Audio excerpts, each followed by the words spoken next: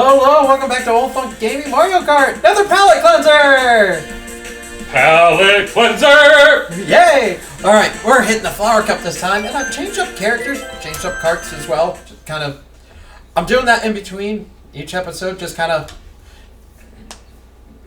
save a little time. Show the race mechanics! Show these beautifully crafted courses. Absolutely. This one is hands down probably one of my favorite Mario circuits. Granted, it's simple design. What they do with it is fantastic. Absolutely. We could gush about Mario Kart all day. Oh. It is a fantastic series, and I know some people like. I think Sonic had a racing game that people really like. I know Crash Bandicoot had a racing game that some people like. But there still isn't anything. The Crash Racing, that's a fun game. I do not like the Sonic Team Racing game because you have to work. It acts like you're on a racing team. I do not like that. Yeah, that doesn't sound like my thing. Mario Kart is a pinnacle in terms of kart racing. Because I think of the longevity for how long it's been around versus other kart racers. So it's had the time to perfect. If there's a formula, the formula for what a kart racer should feel like. Absolutely. Have they had missteps in the past? Yes. Not gonna talk about it. But it's fun, and it's a fun for the adult audiences. It's a fun game to get drunk and play while hammered. We do not advocate for drinking and driving for the record, but drunk Mario Kart is fun. Drunk Mario Kart driving is okay. That's fun. It's funny as hell. I know another channel I watch does drunk Mario Party. And they get a drinking game, and that could be rough. Yeah. It's if you lose a mini game, you drink a shot of like a mixed drink or a beer. If somebody gets a star, everyone else has to take a shot of liquor. Ooh. And if you land on Bowser's face, everyone's got to take a shot of liquor. Oh, yep. You get fucking hammered in that game. Oh yeah. With this one, like one of the New Year's drinking games with like Mario Kart Wii was. You remember the Rainbow Road on that one? Which one? Mario Kart Wii. Yes. No guardrails. Very little guardrails at all. If you fell off, you took a drink. Yep. Oh man, yeah. That's a lot of falling off. Let's just put it this way. I got one hammered one New Year's Eve. It was fantastic. My liver hated me the next day, but that was besides the point. I think that was one of my least favorite Rainbow Road. If I remember serves. I don't think I was a huge fan of it. Honestly, no, 64 one was my least favorite. 64. Granted, one because of just the length. It's like a 5-minute track. Oh, 5 or 6 minute track for 3 laps. That is exceptionally long for Mario Kart. So every time I would get a mushroom shell, mushroom, I would freaking gun it after the start, jump, so I can skip that slow ass downhill section. Oh yeah.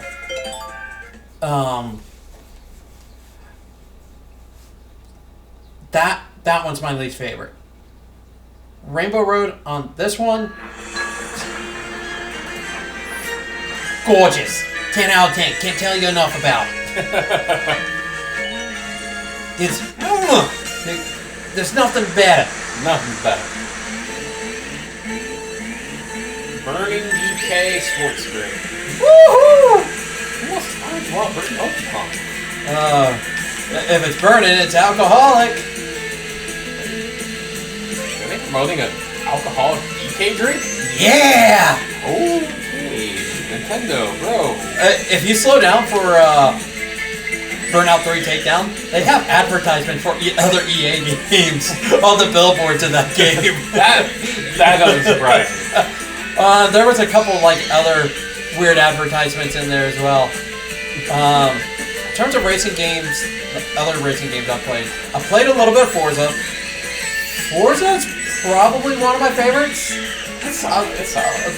In terms of arcade games, as much as like I like some of the newer Need for Speed games,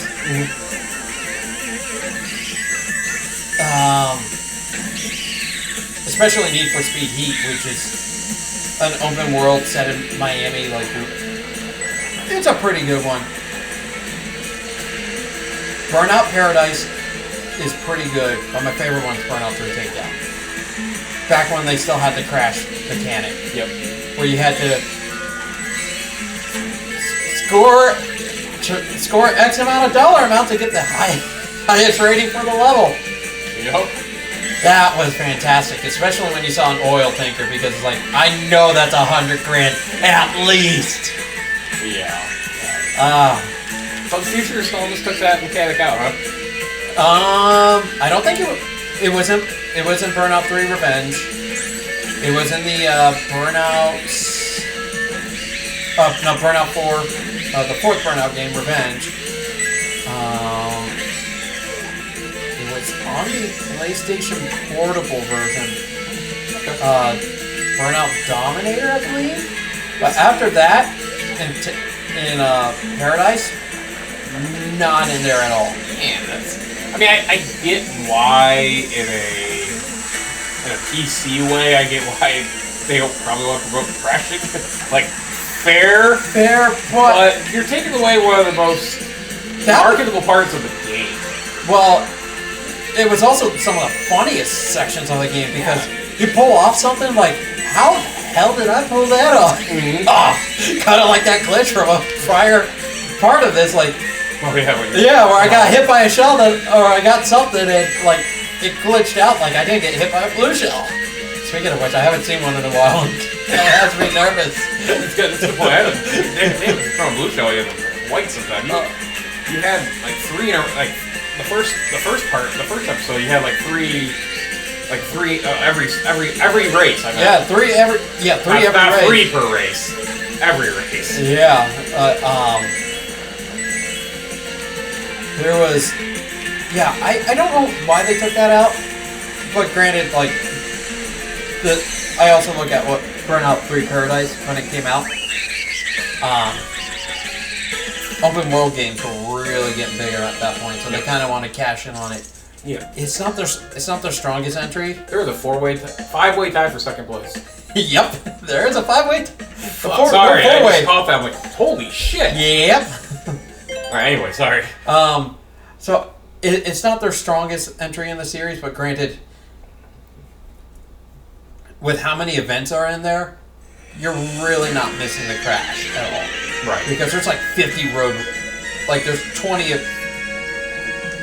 or 25 like road rage events. Same with races. They added stunt cars, so you're kind of trying to rack up like points on those stunt runs.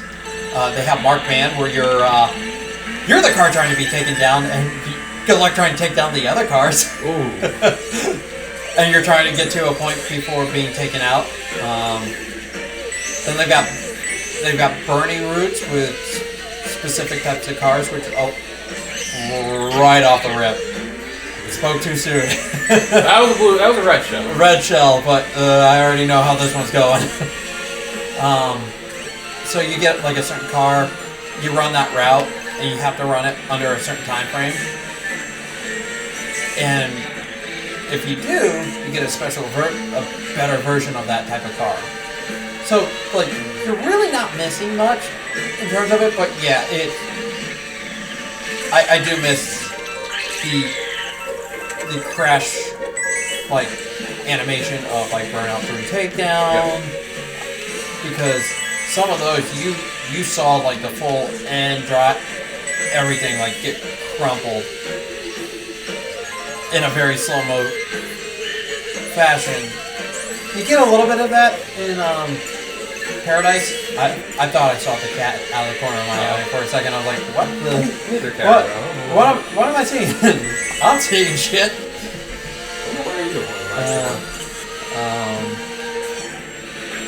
But at the same time, it was think back when, I think back to physics in middle school. My middle school teacher brought in his GameCube with Burnout 2 Point of Impact, and we played Crash for a physics, for the physics lesson about like laws of motion, and the point of that was for us to like start seeing, okay, he wasn't really necessarily like wanting us to go for high. There's a blue. Yep, first one. But he wanted us to see like, this is what happens with that, and taking it to a very approachable level. Right. Which, that was also the same teacher that he and I could talk for hours about our builds in KOTOR. I do have both of those games. I know they're on for the original Xbox. If I play KOTOR, it's going to be on PC.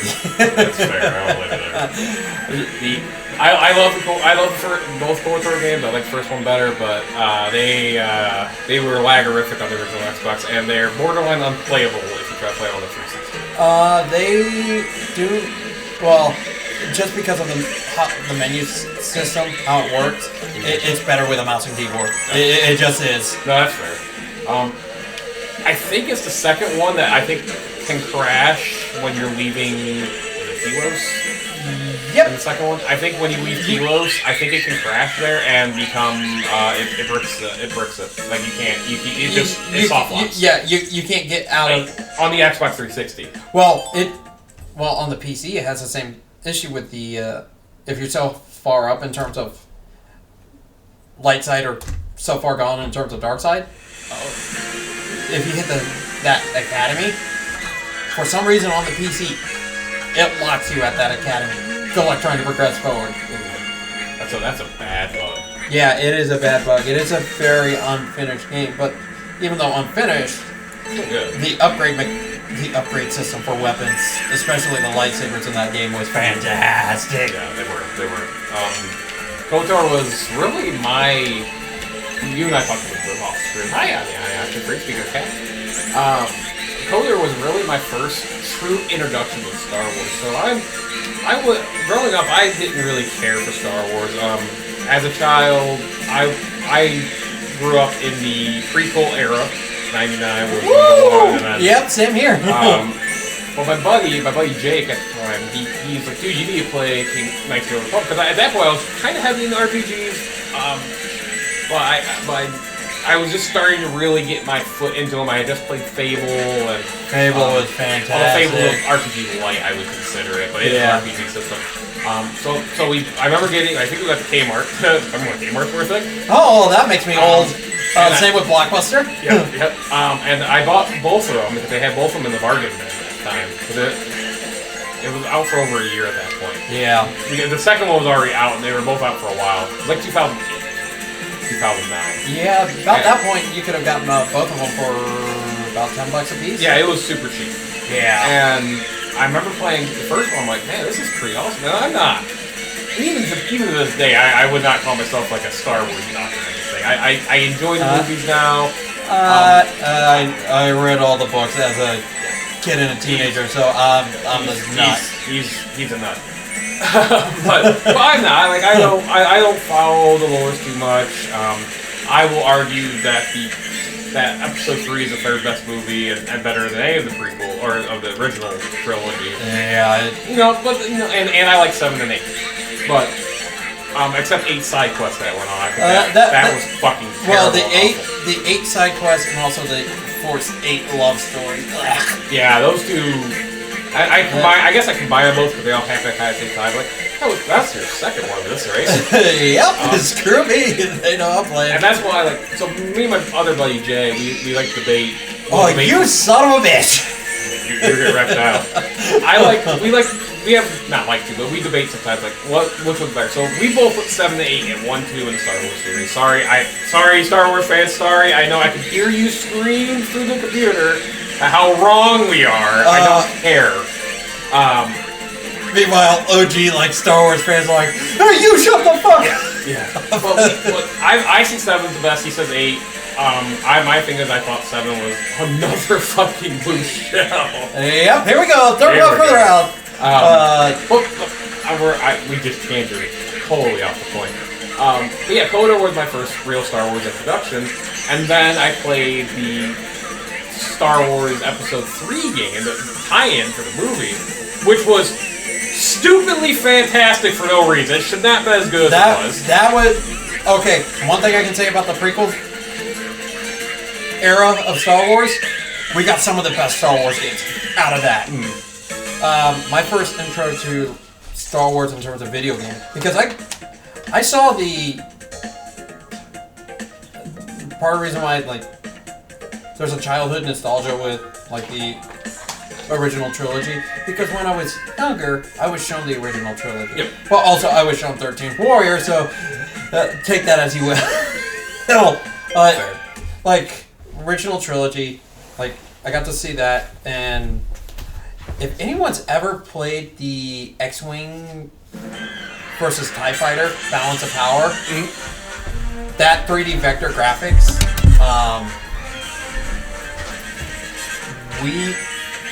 that was fantastic. You got to pilot an X-Wing, got to change the power to all the systems, deploy countermeasures. Oh, it was fantastic. Hey, we got a new unlockable. Nice. 120 coins. The one game that really solidified it for me was out of the prequel era, and it was Star Wars Episode 1 Racer. Because it felt like pod racing, especially when you put it in first person, because the frame rate was stable. Almost all the changes that you did to the pod racers, even going back and looking at it critically as an adult now, it felt like you made changes to the kart or to your pod racer, and it was fantastic. Speaking of kart, hey, we got the Tanuki kart. Okay, furries, we're not looking for the Tanuki suit here, okay? On that note, I like how depending on character, it has a little sticker for the blue, so I'm guessing it changes for who you. Yep. Oh yeah, that's one thing we could show. Let me go with the Kitu. Yeah, and the card got substantially smaller, which is also great. Yeah, that's a cool little set. I like that. Yeah, and it also does it with the glider to have your nice. Little slot too. That'll be it for this part of Mario Kart. Indeed. More of our rantings later or on other videos. Please like, comment, and subscribe. Still working on getting the social media up, but we do have an official page on Facebook right now. Just trying to get some other things tweaked with it, then we'll start putting in the links for the videos. Jesus Christ, Cat! Oh man, he took a shit. Yeah. Oh, buddy. Well, Chris has got to go take care of his cat. Yep. Till then.